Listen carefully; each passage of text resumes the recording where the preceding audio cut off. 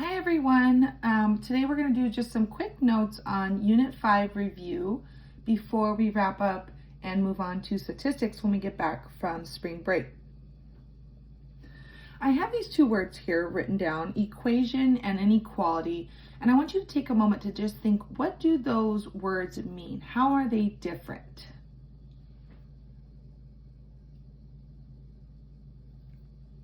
So when I think about an equation, we know it's going to have just one answer, okay? Right? 2 plus 2 equals 4. There's only one answer for that equation. When I think about an inequality, we're going to have infinite solutions or answers, infinite, okay? So let's just give a quick example. We have 4 plus x equals 6. So that's the equation side of it. Let's go ahead and turn that into an inequality where the equal sign will now be an inequality symbol. So let's just say we have the same numbers, but instead of an equal sign, we have a greater than symbol. So let's solve for x to see how this plays out for our equation versus inequality. So we're going to minus 4 or subtract 4 because it's a positive 4 and I need to undo what's attached to our variable. And whatever we do to the left, we've got to do to the right. These will cancel and we'll get x equals, we combine, x equals 2. Let's move over here. We're going to do the exact same steps to solve for an inequality. So we're going to subtract 4 from both sides. These cancel and we get x is greater than 2. Now let's pause here. We see an equation that's going to have one answer, right? X equals, x is 2. That's one answer. When we think about this inequality here, we have x greater than 2. X is greater than 2. Think about, boys and girls, all the numbers that are greater than 2. It's infinite, right? There are endless numbers that you and I can plug in here that would be greater than 2. Now, just a reminder for our graphing of an inequality, we're going to have our number line here. It's going to be an open circle at 2 because it is not equal, right? It's going to be bigger than 2, so 2 is not part of our solution. And we've only been working with the variable on the left here. So we're going to talk about that just a second, but let's shade to the right because we know that it's going to be greater than 2, and we can plug in a number, right? If we say x is 3 here, we'll say 3 is greater than 2, and that's going to work, so we're going to shade to the right. Okay. Let's pause for a moment here because there's been a situation where we've seen now the variable on the right hand side of our inequality, right? So let's first show the exact same problem. X is greater than 2. Open circle, shade to the right. But now let's say we have our variable on the right side, right? We now have 2 is less than x. And you're thinking, how do I graph that, right? My teacher showed me only with the variable on the left. So let's talk about this for just a second, okay? Let's make our number line. And I say 2 is less than this variable, this unknown, right? We have x. It's an unknown. We don't know what that number is. So let's just plug a number in and see if it will make it true. Let's plug in 0. 2 is less than 0. Is that true? No, it's not. So we know we're not going to shade this way. Let's first make that open circle at 2 because it's going to be less than. Let's plug in 4. 2 is less than 4. Is that true? Yes. So if you and I have just plugged in 4, and we just said 2 is less than 4, we just plugged in for x, the number 4, and we know that that's true. So we're still going to shade to the right. So if you look at these two inequalities, boys and girls, look at what changed. We have the same variable and the same number, but our inequality symbol changed and the way it was written has changed, right? It's almost like an inverse. Okay, so let's look at this quick example here where we have x is greater than or equal to -4. So what that would look like with the variable on the right side, it'd be the -4 first. And then we're going to write the inverse of greater than or equal to, which would be less than or equal. And then our variable is now on the right side. So to check our work, we're going to do a number line to plug in a number and see what's going to work.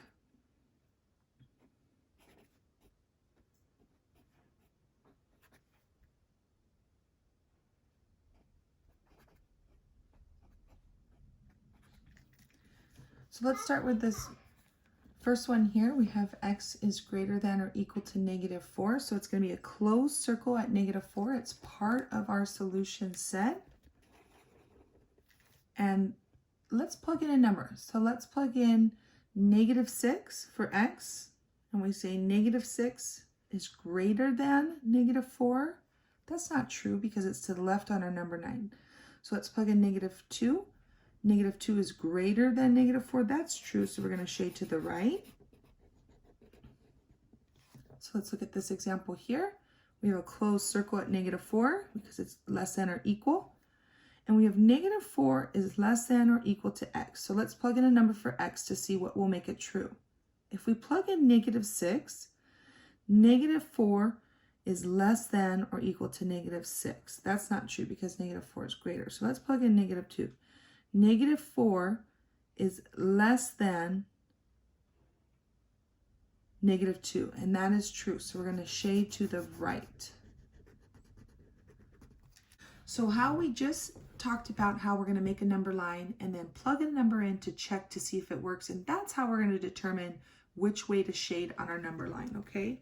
So I'm going to set you up with your number lines, but you're going to try these on your own.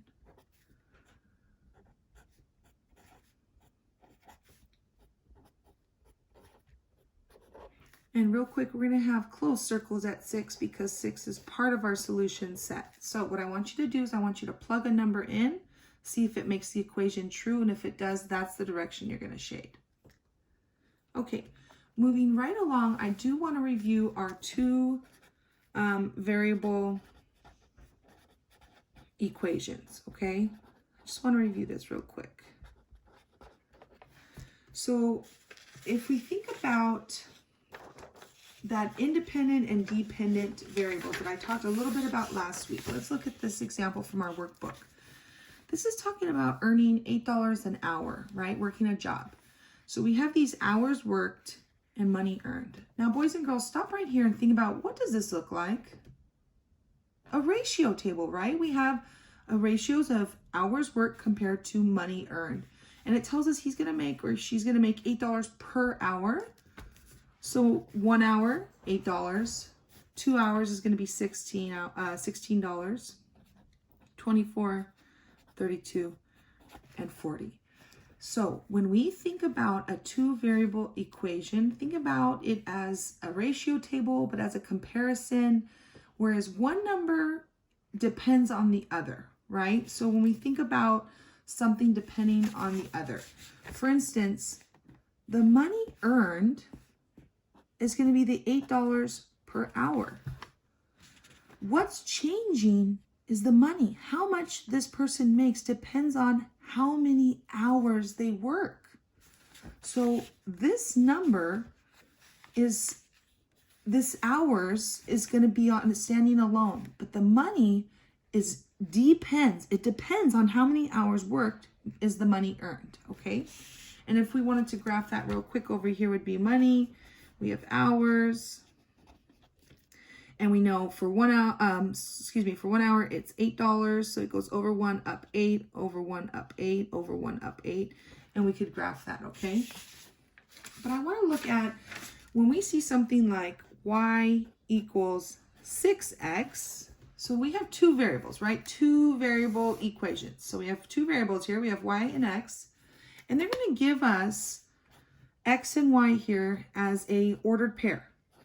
And remember, ordered pairs are going to be written x comma y, just like the alphabet. And now we're going to plug in these numbers to see if this is true. So for y it is 12, and we have 6 groups of x, which is 2.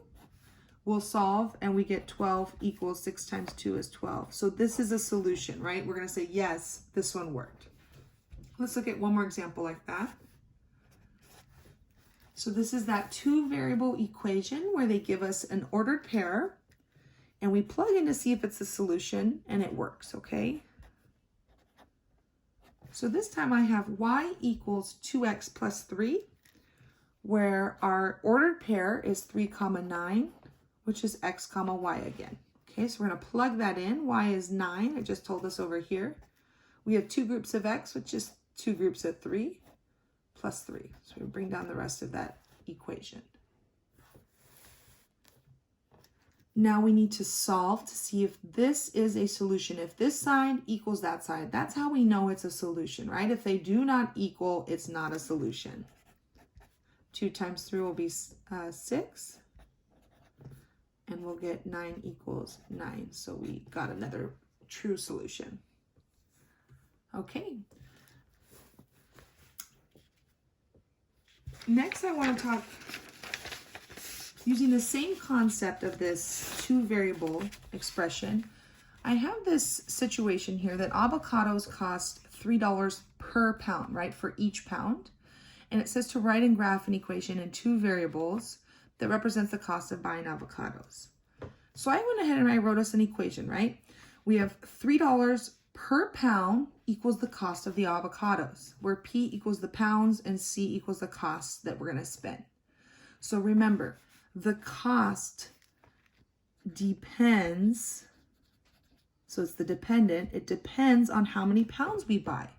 So for instance, if we buy 5 pounds of avocados, we plug in for P of 5, and we see that we're going to spend $15 on avocados. And this is, this is the independent. Okay, so the pounds are independent, they stand alone, but the cost depends on the number of pounds we buy.